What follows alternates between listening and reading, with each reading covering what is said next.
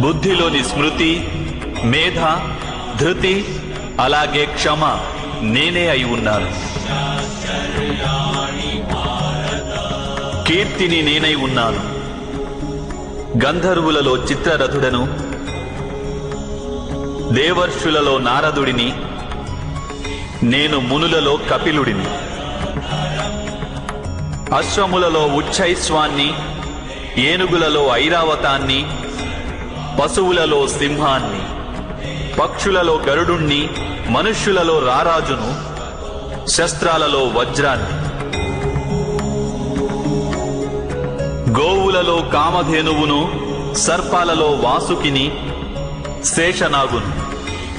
యమరాజును, వరుణదేవుడిని, అలాగే వాయువును కూడా నేనే అయి ఉన్నాను.